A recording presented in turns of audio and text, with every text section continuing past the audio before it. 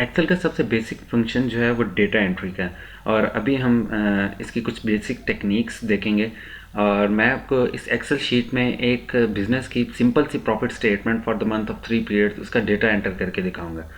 सबसे पहले जी, एक्सेल में किसी भी सेल को हमें सिलेक्ट करने के लिए कर्सर से हम उस सेल को पॉइंट आउट कर सकते हैं, या फिर हम अपनी एरो की से अपने सिलेक्टेड सेल पे, जिस सेल को हम सिलेक्ट करना चाह रहे हैं उस पर पहुंच सकते हैं। अब मैंने ये सेल सेलेक्ट कर दिया। अब मैं इसमें डेटा एंटर करने के लिए अपने कीबोर्ड पे डेटा टाइप करूँगा। सपोज मैं सेल्स टाइप करता हूँ, इधर मैंने टाइप कर दिया। अब इसके बाद ये डेटा टाइप करने के बाद नेक्स्ट सेल में मूव करने के लिए मेरे पास 2-3 ऑप्शन हैं। अगर मैं एंटर का बटन प्रेस करता हूँ तो मैं इससे निचले वाले सेल पे मूव कर जाऊंगा। अगर मैं टैब का बटन प्रेस करता हूँ मैं तो राइट हैंड साइड वाले सेल पे मूव कर जाऊंगा।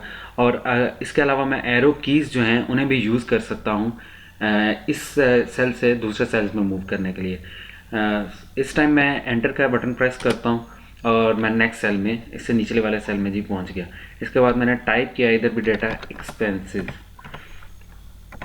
सपोज आप डाटा टाइप करते हुए जैसे आप देख रहे हैं कि मेरे से मिस्टेक हो गई और मैंने स्पेलिंग्स जो हैं वो गलत टाइप कर दिए, तो मेरे पास क्या ऑप्शन है कि मैं बैक स्पेस अपने कीबोर्ड पर प्रेस करूं, इसे रिमूव करूं और दोबारा से इसे टाइप कर दूं। ये मैंने टाइप कर दिया और इसके बाद मैंने एंटर प्रेस किया और मैं नेक्स्ट सेल में पहुंच गया।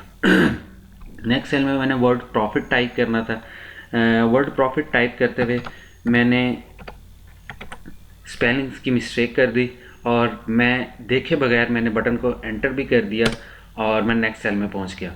तो अब इस सेल को दोबारा से एडिट करने के लिए हमारे पास 2-3 ऑप्शंस हैं। या तो मैं इस सेल में को सिलेक्ट करता हूं और सारे का सारे सेल में दोबारा डाटा एंटर कर देता हूं। जैसे ही इस सेल को सिलेक्ट करके मैं दोबारा डाटा टाइप करूंगा ये सारा डाटा मेरे पास रिमूव हो जाएगा और नया डाटा जो है वो टाइप हो जाएगा आपके पास। फॉर एग्जांपल मैं आपको करके दिखाता हूँ। इसमें अभी टाइप, ये जी मैंने टाइप किया तो मेरे पास वो सेल में जो पुराना डाटा था वो सारा रिमूव हो गया और नया डाटा टाइप हो गया। मैं बैक स्पेस करता हूँ इसे, इसको फिर गलत लिखता हूँ और दोबारा एंटर कर देता हूँ। अब जी इसके लिए हमारे पास दूसरी ऑप्शन ये है कि हम इस सेल को एडिट कर सकते हैं।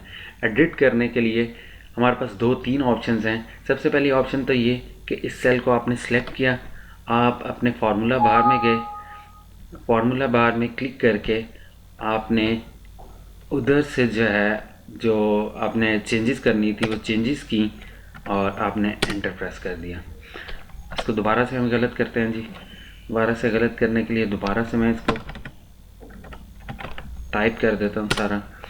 और उसके बाद दूसरी ऑप्शन हमारे पास ये है कि इस सेल में हम गए, इसे डबल क्लिक किया हमने, और डबल क्लिक करने के बाद हमने अपनी एरोज़ की को मूव किया, जी को रिमूव किया और एफ प्रेस कर दिया, फिर एंटर कर दिया।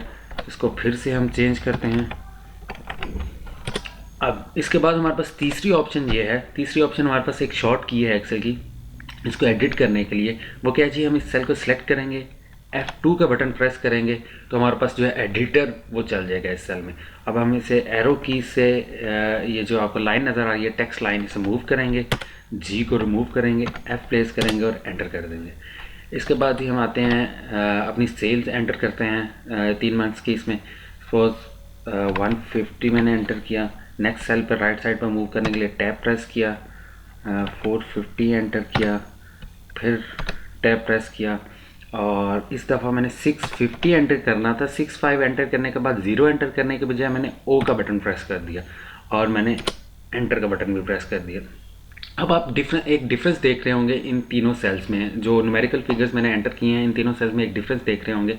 तो पहले 2 सेल्स हैं उनमें आपको डेटा जो है वो राइट हैंड साइड पे अलाइंड नज़र आ रहा है, जबकि थर्ड सेल जो आपका कॉलम डी का सेल है, कॉलम डी और रो 2 का D2 सेल जो है आपके पास, उसमें आपको जो डेटा मैंने एंटर किया हुआ है वो लेफ्ट साइड पे अलाइंड नज़र आ रहा है। एक्सेल में बाय डिफ़ॉल्ट आप जो भी टेक्स्ट एंटर करेंगे वो आपको लेफ़्ट साइड पे अलाइंड मिलेगा, लेफ़्ट साइड पे मिलेगा सेल के, और जो भी आप नंबर्स एंटर करेंगे वो राइट साइड पे आपके सेल में अरेंज हो जाएंगे। अब जैसे ही मैं इसको चेंज करूँगा, मैं इसको 65O की बजाय 650 करूँगा और एंटर प्रेस करूँगा, ये डाटा मेरे पास राइट हैंड साइड पे चला जाएगा। तो ये थी जी डाटा एंट्री की कुछ बेसिक टेक्निक्स। और नेक्स्ट वीडियोज़ में हम जो है डाटा एंट्री के हवाले से कुछ मज़ीद चीज़ें हैं वो डिस्कस करेंगे।